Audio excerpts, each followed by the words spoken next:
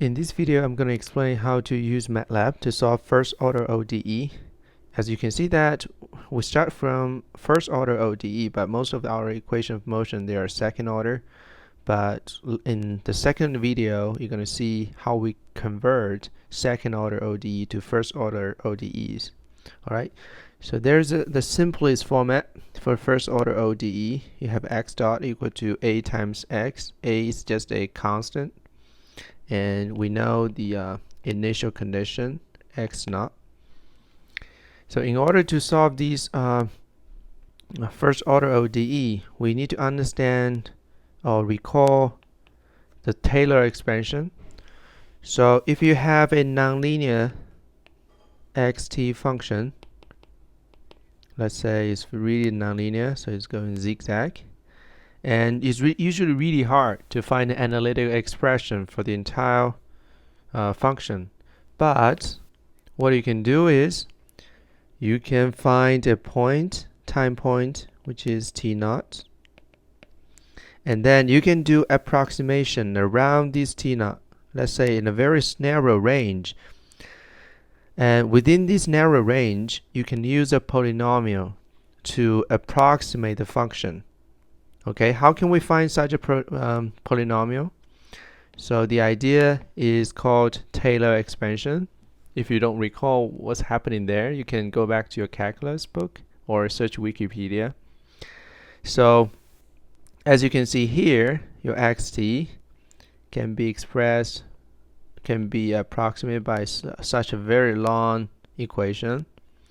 But for simplicity, in our case, we cut off all the higher order terms, and we only leave the linear terms over there. So t minus t naught, which is the time increment, and as you can see that your xt can be approximately described by a linear function. All right, so let's see what's happening there. So what we can do is you can zoom in at this location, and then what you get is t xt, and then that's at t naught. Your t naught is something like this, okay? And that means if your time increment is very tiny, or your time is around t naught, then you can use a linear function, this red line, to approximate your xt. So that's the idea for the Euler's formula. And okay, so let's see what we can do by taking the advantage of Euler formula. So if you look at here, we know if we know the value x naught, xt naught, which is our initial value, and then, sorry, I think I forgot a dot here. No, I did it. So because your axt dot is basically your x dot, right? So that x dot means that's your slope at this location.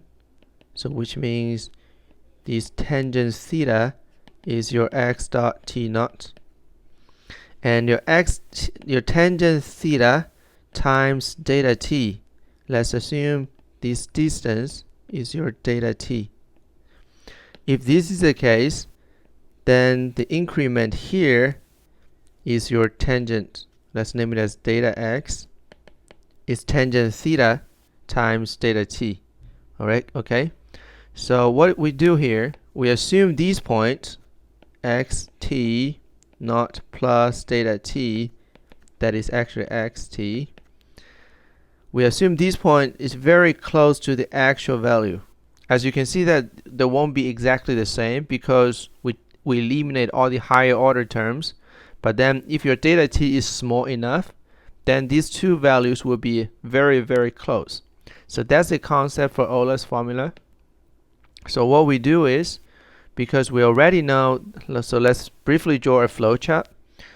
We know the initial time is t naught. We know that the initial position is x naught. So that's all the known values. So we assume your data t is tiny. Okay, so based on these assumptions, your t1, which equals to t naught plus data t, that's your next time point. Your xt1 just equal to, you can go back to these equation here, equals to xt naught plus xt naught dot times data t, and that equals xt naught plus a data t xt naught, and then you can collect terms. It becomes 1 plus a data t xt naught. As you can see here, everything on your right hand side, they're known values. You know, you manually define your time increment data t. A is a constant. Xt naught is just a solution or your initial condition. Okay, so that's how you get the solution for time equal to t1. And then you can repeat this. Your t2 is just t1 plus data t, and your xt2 would be 1 plus a data t xt1. To make it more general, your xtk plus 1 equals to 1 plus a data t xtk. So that means as long as you know the position from previous step, then you can estimate your next step solution. And then to make these automatic, you can just simply use a for loop in your MATLAB. So that's the concept for that's actually the numerical method used to solve first order ODE. But as you can see here, there are issues associated with it. So first of all, we eliminate all these higher order terms. Sometimes we call it round off error, or some people call it truncation error. These errors can be significant if your data t is not small enough. That means your time step is if your time step is really large, then you're going to see errors. So what does that mean? I can simply draw it for you. That's your t, that's your xt, and let's assume this is your actual solution xt. Okay, that's the solution you want to get. But then if you're using these Euler's formula, what you have is you start from here. That's your initial condition, and use a linear function to find your second solution, and then use another linear function to find your third solution.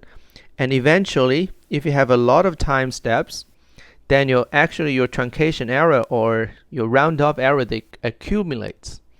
So that means the longer you simulate, so the longer time duration you have, the more error you're going to expect. So that's why Euler's formula is easy, is very convenient to set up, but it also introduces a lot of error. So in order to accommodate these round off error, so we have other methods. So the general term for this method is called raconta, and in MATLAB, this algorithm family is defined by ODE 45. You can check the help file of ODE 45 and then see the examples there. Okay.